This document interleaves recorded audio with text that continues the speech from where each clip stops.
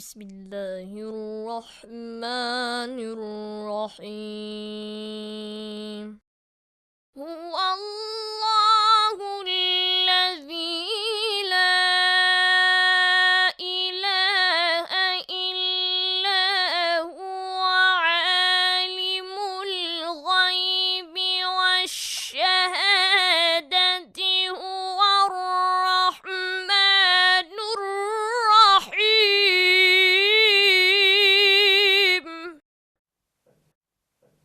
أعوذ بالله من الشيطان الرجيم بسم الله الرحمن الرحيم الحمد لله رب العالمين وبه نستعين اللهم صل على سيدنا محمد وعلى آل سيدنا محمد أقول لكم السلام عليكم ورحمة الله وبركاته.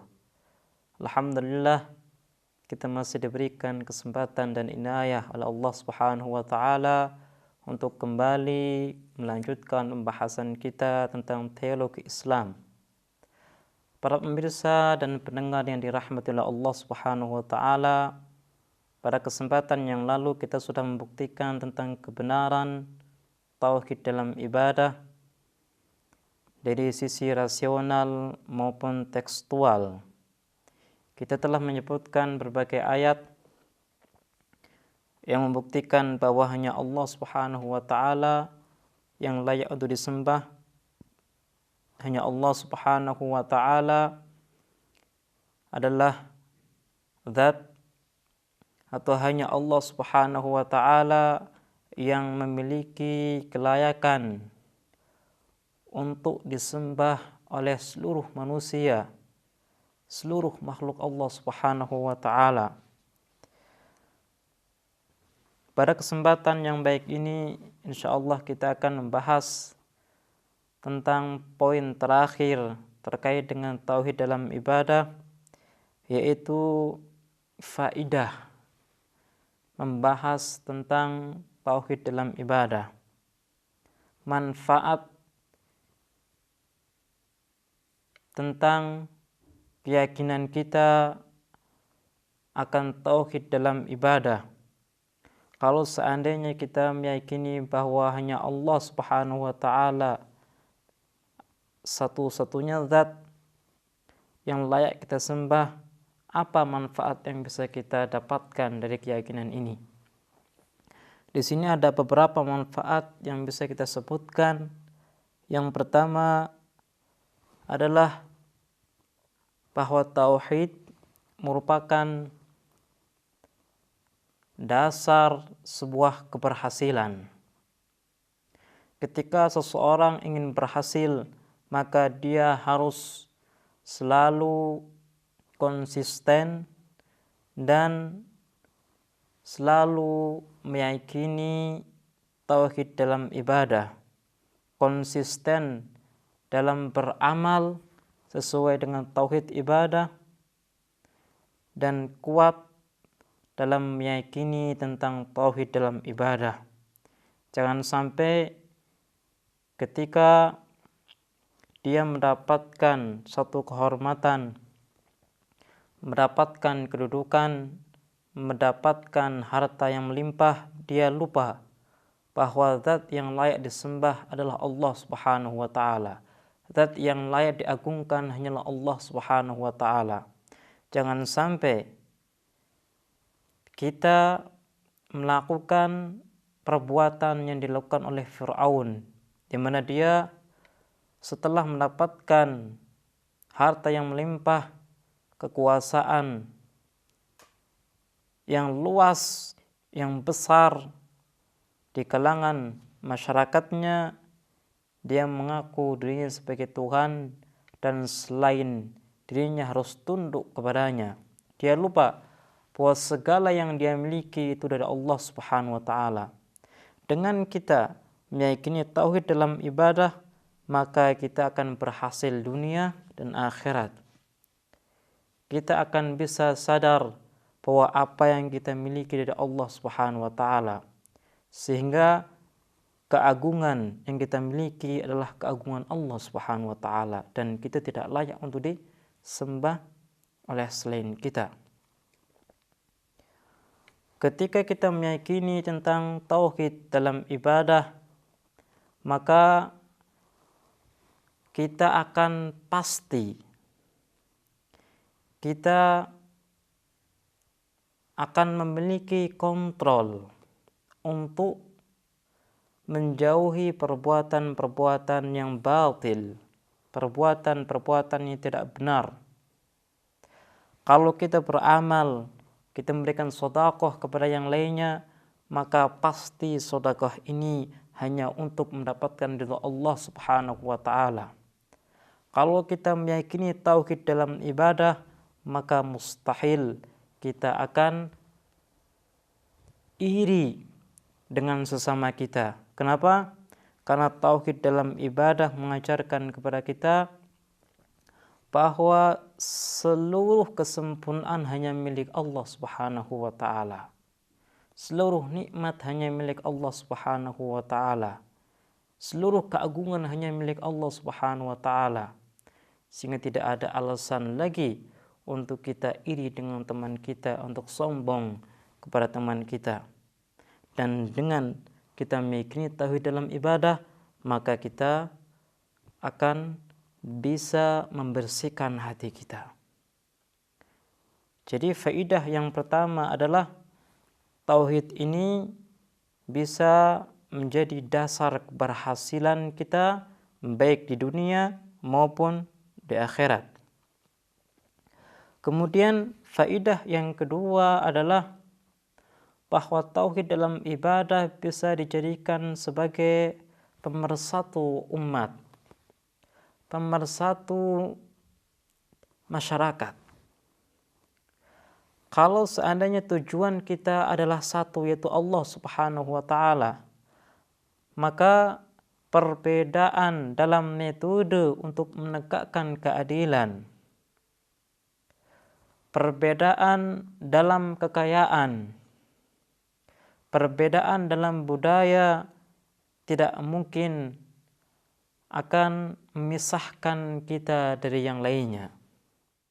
Ya Rabb, al-Ghawth, al-Ghawth, khallisna minan nari ya Rabb. Kalau seandainya kita meyakini bahwa Allah Subhanahu wa taala adalah tujuan kita, Allah Subhanahu wa taala adalah satu-satunya zat yang kita tuju, maka kita akan bersikap baik dengan sesama kita. Kalau seandainya ada yang telah berbuat salah kepada kita, dengan kita meyakini tauhid dalam ibadah, pasti kita akan memberikan maaf kepadanya. Kenapa? Karena memberikan maaf adalah bentuk ibadah, dan kita harus beribadah kepada Allah Subhanahu wa taala. Kalau seandainya kita meyakini tauhid dalam ibadah, maka pasti kita akan berkhidmat kepada masyarakat. Kenapa? Karena berkhidmat kepada masyarakat adalah ibadah untuk Allah Subhanahu wa taala. Khairukum anfa'ukum linnas. Sebaik-baiknya kalian adalah dia yang jauh memiliki manfaat atau yang lebih memiliki manfaat untuk manusia yang lain. Jadi keyakinan akan tauhid dalam ibadah bisa menjadi pemersatu antara umat manusia. Buat apa kita berselisih kalau tujuan kita hanya satu, yaitu Allah Subhanahu wa taala?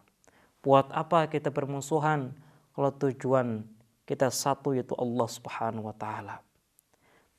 Berselisih, bermusuhan itu ketika ada kepentingan-kepentingan yang berbeda.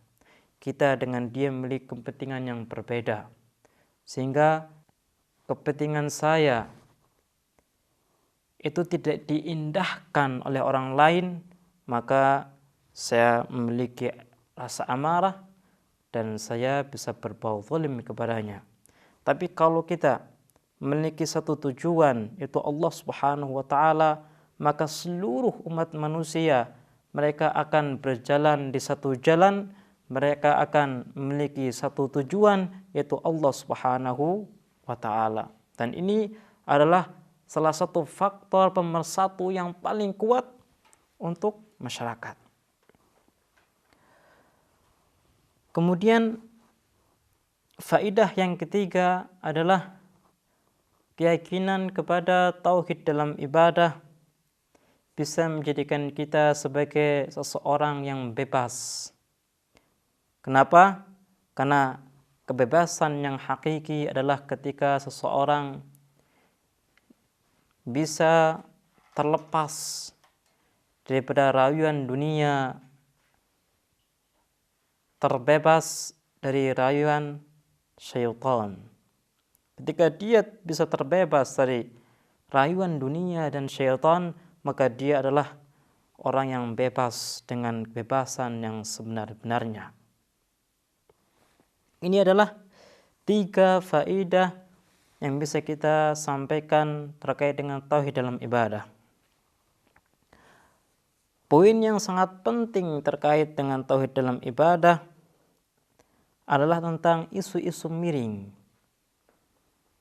Isu-isu yang terlontar ketika membahas tentang tauhid dalam ibadah. Mereka mengatakan kalau seandainya kita harus bertauhid kepada Allah dalam ibadah, maka Allah tidak akan menyuruh hamba-hambanya untuk menyekutukan dirinya dalam ibadah. Untuk bisa membuktikan tentang perkataan mereka, mereka membawakan 2 ayat Al-Quran. Ayat yang pertama berbicara tentang sujudnya para malaikat kepada Nabiullah Adam alaihissalam, di mana ayat mengatakan wa idh qulna lil malaikati isjudu li Adam fasajadu illa iblis. Allah Subhanahu wa taala dengan jelas dalam ayat ini memerintahkan kepada seluruh para malaikat, wahai malaikatku, bersujudlah kepada Adam. Kata mereka, ayat ini dengan jelas menjelaskan atau menunjukkan tentang ibadah kepada selain Allah Subhanahu wa taala. Karena sujud yang kita kenal adalah sujud memiliki arti ibadah. Kemudian ayat yang lain yang terkait dengan sujudnya Nabi Yakub dan anak-anaknya kepada Nabi Yusuf alaihissalam. Kalau seandainya tauhid dalam ibadah itu adalah satu tauhid yang benar, maka kenapa dalam Al-Quran Allah Subhanahu wa ta'ala memberikan stempel, bahkan menyuruh hambanya untuk menyembah selain Allah Subhanahu wa ta'ala. Ini adalah 2 ayat Al-Quran yang dijadikan sandaran oleh mereka untuk membuktikan tentang perkataan mereka, statement mereka bahwa tauhid dalam ibadah adalah tauhid yang salah. Untuk bisa menjawab ayat ini, harus kita jelaskan bahwa ketika Allah Subhanahu wa taala memerintahkan kepada malaikatnya untuk sujud kepada Nabiullah Adam, pada hakikatnya sujud ini bukan sujud ibadah, tapi sujud ini memiliki makna, memiliki arti bahwa mereka menghormati Nabiullah Adam alaihissalam. Kenapa? Karena Nabiullah Adam memiliki kesempurnaan yang tidak dimiliki oleh para malaikat. Makanya ketika para malaikat bertanya kepada Allah Subhanahu wa taala, "Kenapa engkau jadikan makhlukmu yang memiliki potensi untuk berbuat kerusakan menjadi khalifahmu, menjadi cermin kebesaranmu?" Allah menjawab, "Ada sesuatu yang saya ketahui sedangkan kalian tidak mengetahui." Allah Subhanahu wa taala menyuruh para malaikatnya untuk menghormati Nabiullah Adam alaihissalam, bukan untuk beribadah. Jadi sujud adalah simbol daripada penghormatan mereka, bukan peribadahan mereka. Kemudian yang kedua juga sama, bahwa ketika Nabi Yakub alaihissalam itu sujud kepada Nabi Yusuf, bukan berarti mereka beribadah. Kenapa? Karena sujud boleh jadi satu simbol penghormatan seseorang kepada orang lain. Ini adalah jawaban daripada sebagian isu atau jawaban dari isu yang mengatakan bahwa tauhid dalam ibadah adalah salah dan batil. Kita sudah menjawab bahwa ayat-ayat Al-Quran yang secara zahir memiliki arti syirik atau menyekutukan Allah dalam ibadah, tidak lain ayat-ayat tersebut memiliki makna penghormatan saja tanpa ada arti ibadah sama sekali. Baiklah pemirsa, insyaallah kita akan teruskan pada kesempatan yang akan datang. Kita akhiri, wassalamualaikum warahmatullahi wabarakatuh. اللهم تفضل على مشايخنا بالوقار والسكينة، وعلى الشباب بالإنابة والتوبة، وعلى النساء بالحياء والعفة، وعلى الأغنياء بالتواضع والسعة، وعلى الفقراء بالصبر والقناعة، برحمتك يا أرحم الراحمين.